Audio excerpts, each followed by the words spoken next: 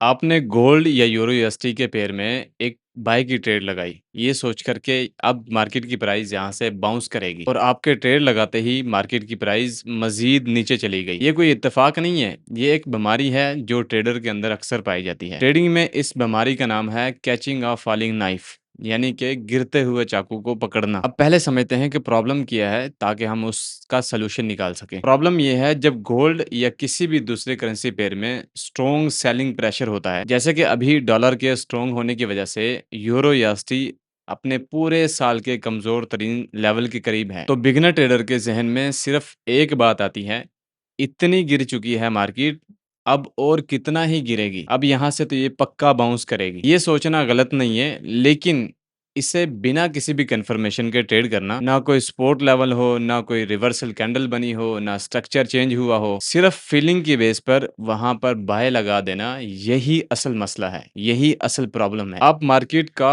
Bottom पकड़ने की कोशिश करते हैं, लेकिन मार्केट की प्राइस मज़ीद क्रैश करती है, जिस सूरत में आपके अकाउंट भी क्रैश होते हैं। इस चीज़ को ना एग्ज़ाम्पल के साथ समझते हैं कि ये हम करते किस तरह हैं। मान लीजिए आप गोल्ड का पेयर देख रहे हैं और गोल्ड का पेयर पिछले 3 दिनों से या 4 दिनों से मज़ीद मुसलसल गिरता जा रहा है, यानी कि नीचे जा रहा है। डॉलर भी स्ट्रॉन्ग होता है और आप लोग सोचते हो कि इतना ज़्यादा गोल्ड का प्राइस गिर चुका है, अब तो पक्का रिवर्सल आएगा और आप उस लेवल से बिना किसी भी कन्फर्मेशन के बाय कर लेते हैं और मार्केट की प्राइस वाक़ई रुकती है उस लेवल पर और आपको लगता है कि मुझे तो वो नेक लाइन मिल गई है जहाँ से मार्केट प्राइस ने रिवर्सल करना है और फिर अचानक एक और स्ट्रॉन्ग सेलिंग मूव आता है और प्राइस आपकी एंट्री से भी नीचे चली जाती है। अब या तो आपका एसएल हिट होता है अगर आपने एसएल लगाया है और अगर आपने एसएल नहीं लगाया, एसएल हटा दिया तो फिर आप फ्लोटिंग लॉस में बैठे रहते हैं। ये सोच कर के अब तो ज़रूर ये ऊपर जाएगी यहाँ से और जैसे-जैसे प्राइस नीचे जाती रहती है, आप मज़ीद उसमें एंट्रियाँ बनाते हैं।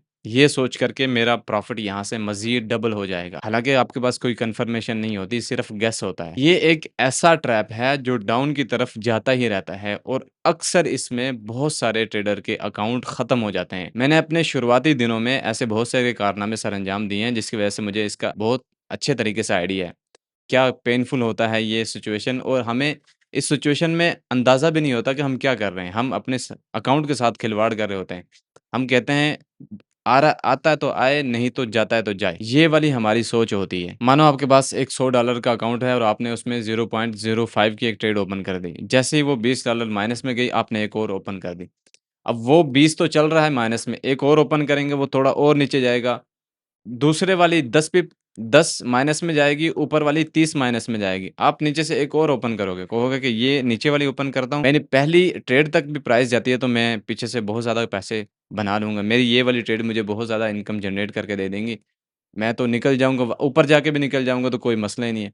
ऐसे करते-कराते हमें समझ ही नहीं आ रहा होता है कि सारा बैलेंस उड़ जाता है। ये बहुत क्रिटिकल प्रॉब्लम है। अब इसके सॉल्यूशन के बारे में बात करते हैं कि इसका सॉल्यूशन क्या है? इसको रोका किस तरीके से जा सकता है? इस वाली प्रॉब्लम से बचने के लिए ये तरीका बिल्कुल सिंपल है, लेकिन इसके लिए डिसिप्लिन ज़रूरी है। आपने ट्रेंड के अगेंस्ट तब तक ट्रेड नहीं करनी जब तक आपको एक कन्फर्मेशन नहीं मिल जाती। जैसे कि मार्केट स्ट्रक्चर का ब्रेक होना, हायर हाई, हायर लो बनाते हुए या कोई स्ट्रॉन्ग रिवर्सल पैटर्न हो या कम से कम सपोर्ट का कोई ज़ोन हो।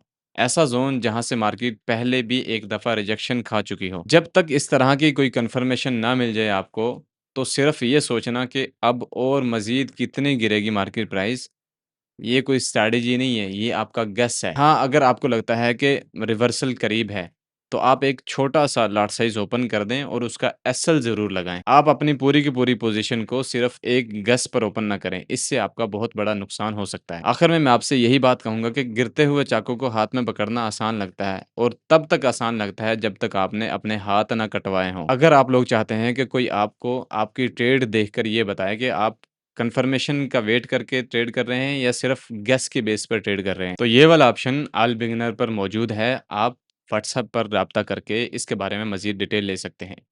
अगर आपको ये वीडियो अच्छा लगा हो तो प्लीज़ लाइक ज़रूर कीजिएगा, अपने दोस्तों के साथ शेयर कीजिएगा और अपनी इस तरह की प्रॉब्लम कमेंट में ज़रूर लिखिएगा। मिलते हैं इंशाल्लाह नेक्स्ट वीडियो में। अपना ख़्याल रखिएगा। ओके, अल्लाह हाफ़िज़।